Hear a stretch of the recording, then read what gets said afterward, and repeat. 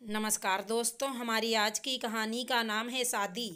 देवकी जी फूले नहीं समा रही थी, इसलिए कि उनके बेटे की शादी बहुत ही धनाढ्य परिवार में हो रही थी। लड़की वाले हर छोटी से छोटी और बड़ी से बड़ी सामान दे रहे थे, जो उनके सोच से परे था। सबसे बड़ी बात की इकलौती संतान थी, सब कुछ तो उसके बेटे का हो जाएगा ना।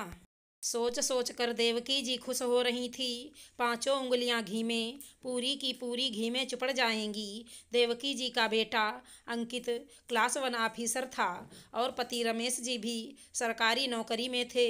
घर द्वार से संपन्न थे। एक बेटी जिसकी शादी कर दी थी। अंकित और निकिता कॉलेज में साथ पढ़ते थे। निकिता मन ही मन उसे चाहती थी, पर अंकित इससे बिल्कुल अनजान था। ग्रेजुएशन के बाद दोनों के पढ़ाई का क्षेत्र अलग अलग हो गया। वो फैशन डिजाइनर का कोर्स करने लगी और अंकित कॉम्पिटेटिव एग्जाम की तैयारी। हालांकि टेलीफोनिक कंटेंट रहता था दोनों में। जब अंकित की नौकरी लग गई, तब निकिता ने अपने पापा से अंकित से शादी की मंशा जताई। बेटी कहे और पापा ना कर दें, ये हो ही नहीं सकता। निकिता के पापा अंकित के यहाँ जा बातचीत की और शादी पक्की कर दी। अंकित को इस रिश्ते से कोई आपत्ति नहीं थी। शादी अगले लगन में होने वाली थी। एक दिन लड़की के पापा आ पहुँचे। अरे समधी साहब, आप कैसे आना हुआ अचानक से? ना कोई संदेश ना खबर। अंकित के पापा ने कहा, क्या मैं यूं ही नहीं आ सकता? अब तो अपनी बेटी दे रहा हूँ। नहीं नहीं, ऐसी बात नहीं, अंकित के पापा ने कहा। अचानक से समधी साहब के आने से देवकी जी घबरा गईं। इनका स्वागत करें तो कैसे करें? बता के जो नहीं आए थे। बता के आते तो शायद कुछ अच्छे से स्वागत करती। खैर, अपने हिसाब से जो बन पड़ा खातिरदारी की। इधर उधर की बातें होती रहीं। बातों ही बातों में लड़की के पापा ने, देखिए समधी साहब, मुझे अंकित पसंद आ गया और अंकित को भी मेरी बेटी, इसलिए मैं आपके यहाँ शादी कर रहा हूँ। मेरी बेटी पूरे शानो शौकत में पली बढ़ी है। आज तक ऐसा नहीं हुआ उसने मुंह खोला हो और मैंने पूरा नहीं किया हो। माँ तो बचपन में ही इसका साथ छोड़ गई थी। वैसे आपका घर बुरा नहीं, फिर भी मैं चाहता हूँ कि शादी के पहले आपका मकान मेरी बेटी के रहने लायक बन जाए। सुनते ही अंकित के पापा के चेहरे की रंगत बदल गई। घबरा गए। हकलाते हुए कहने लगे, मैं कैसे यह सब? लड़की के पापा ने मुस्कुराते हुए कहा, घबराने की कोई बात नहीं, मैं करूँगा सब कुछ, बस करना आपको है। ये रहे रुपये। उन्होंने रुपयों से भरे बैग अंकित के पापा को थमाया। देवकी जी आंखें फाड़ फाड़ कर बैग को देख रही थी। अंकित के पापा निःशब्द हक्के भक्के से रह गए थे। और हाँ समधी साहब, इस बैग में मकान का नक्शा भी है, जिसमें मैंने बेटी के अनुसार आर्किटेक्चर से बनवाया है। ठीक है, अब मैं चलता हूँ, कहे वो चलते बने। उनके जाने के बाद देवकी जी लपक कर उस बैग को खोलने लगीं।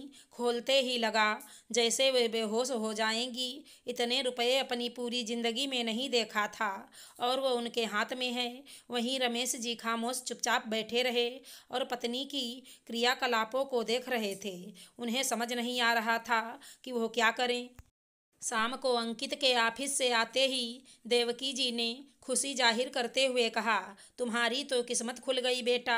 देखना, लक्ष्मी स्वयं चलकर तुम्हारे पास आई है। चहकते हुए बैग बेटे के सामने रख दिया और सारे वृत्तांत एक ही सांस में कह डाली। कुछ देर चुप रहने के बाद अंकित ने कहा, माँ, मैं आप लोगों की हर एक इच्छा का ख्याल रखता आया हूँ। आपने शादी तय कर दी, मैंने कोई आपत्ति नहीं जताई, पर माँ, तुम क्यों नहीं समझ पा रही कि वे लोग मुझे खरीद रहे और आप लोग मुझे बेच रहे? नहीं करनी मुझे शादी। अंकित गुस्से में हांफते हुए कहा, अरे बेटा, हमने थोड़े ही मांगा है, उन्होंने खुद दिया। ना मत कर बेटा, तू शादी वहीं करेगा। पापा ने भी देवकी जी के यहाँ में हाँ मिलाया। हाँ बेटा, अब तो शादी वहीं होगी। पूरे शहर में इस शादी की चर्चा हो गई है। ना कहने पर हमारी तो बेइज्जती होगी ही, और तब लड़की के पापा अपनी बेइज्जती बर्दाश्त करेंगे भला? पता नहीं क्या कर बैठें। अंकित बगैर कुछ बोले वहां से उठ चला गया। मकान बनकर तैयार हो गया। सारे शहर में कानाफूसी हो रही थी कि अंकित को उसके माँ बाप ने लड़की के हाथों बेच दिया। धीरे धीरे आग की तरह यह बात चारों तरफ फैल ही गई। शादी का दिन भी आ गया। पूरी धूमधाम शानो शौकत से शादी संपन्न हुई। लड़की विदा होकर आ गई। अगले दिन बड़ा ही भव्य बहु भोज रखा गया। अंकित की माँ उपहार में मिले गहनों से लदी इधर से उधर फुदक रही थी और अपने रिश्तेदारों और मोहल्ले की औरतों से मुस्कुराती इठलाती हुई बिना किसी के पूछे कह जाती थी, ये सब बहू रानी के यहाँ से मुझे उपहार में मिला है, सुंदर है ना। सभी भौचक्का उन्हें देख रहे थे और उनमें से कुछ देवकी के हटते ही मुंह बिचका देते थे। कितनी लालची हैं देवकी जी, सीधे सीधे बेटे को लोभ बस गिरवी रख दिया।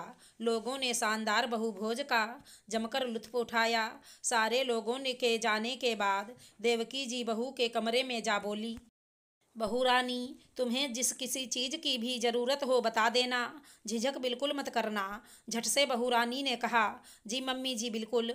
अगली सुबह अंकित कमरे से बाहर आया और लॉबी में आ गया। टीवी न्यूज़ देखते हुए आवाज़ लगाई, माँ चाय देना और हाँ नाश्ता जल्दी बना देना, मुझे आज थोड़ा पहले निकलना है। अंकित तैयार हो नाश्ता कर चला गया। देवकी जी ने नौकरानी से बहू रानी के कमरे में चाय भिजवा दी। सोचा मायके छोड़ कर आई है बेचारी, इसलिए उदास होगी। जब दिन के 11 बज गए और वो कमरे से नहीं निकली तो देवकी जी को चिंता होने लगी। बहू रानी कहते हुए कमरे में गईं। देखा वह मज़े में सो रही है। चाय यूं ही पड़ी है। उठो बहू रानी, यह सोने का समय है भला। बहू घड़ी की ओर देख कर बोली, अरे मम्मी जी, अभी तो 11 बजे हैं, मुझे सोने दीजिए, डिस्टर्ब मत कीजिए प्लीज़। देवकी जी मुंह लटकाए बाहर आ गईं।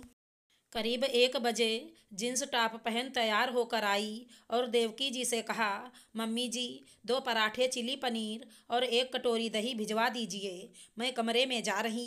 देवकी जी अंदर ही अंदर सहम गईं। सोचने लगीं, अभी 1 दिन भी नहीं हुए और यह आर्डर फरमा रही है, हे भगवान आगे क्या करेगी।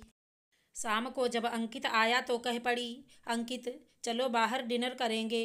नहीं नहीं, किसी और दिन चलेंगे, अभी तो 2 दिन ही हुए हैं हमारी शादी के, इतनी जल्दी क्या है। क्या पापा ने तुम्हें यह नहीं बताया कि मेरी हर इच्छाओं का ख्याल रखोगे। मुझे कुछ नहीं सुनना, चलना है तो चलना है। देवकी जी ने कुछ कहना चाहा तो बीच में ही रोकते हुए उसने कहा, मम्मी जी आप हमारे बीच में मत आया करो, पता है ना मैं अपने हस्बैंड से बात कर रही, बात का बतंगड़ ना बन जाए। इसीलिए अंकित उसके साथ जाने को तैयार हो गया। उनके जाने के बाद अंकित के पापा ने देवकी जी से कहा, अब मिल रही है ना तुम्हारे दिल को ठंडक। मैं और अंकित नहीं चाहते थे इस रिश्ते को, लेकिन तूने ही आगे बढ़ हमारा मुंह बंद करवा दिया था। अब देखती रहो अंकित को कहाँ कहाँ उड़ाए फिर रही है। निकिता आए दिन अपनी मनमानी करती और करवाती। जब भी जिस चीज़ की इच्छा होती देवकी जी को आवाज़ देती और वो बहू रानी की खिदमत में लग जाती। थक हार कर एक दिन देवकी जी ने अंकित से कहा, बेटा बहू रानी को कुछ तौर तरीके समझाया कर, बिरादरी में हमारी नाक कट रही है। माँ की बात सुन अंकित का चेहरा तमतमा गया, आंखें अंगारे की तरह लाल हो गईं। क्यों समझाऊं और क्या समझाऊं माँ, तुम्हें तो लक्ष्मी चाहिए थी बहू नहीं, कहा था ना तुमने। मेरी किस्मत खुल गई। मेरी किस्मत खुली कहाँ माँ, मेरी किस्मत पर तो लक्ष्मी ने ताला लगा दिया।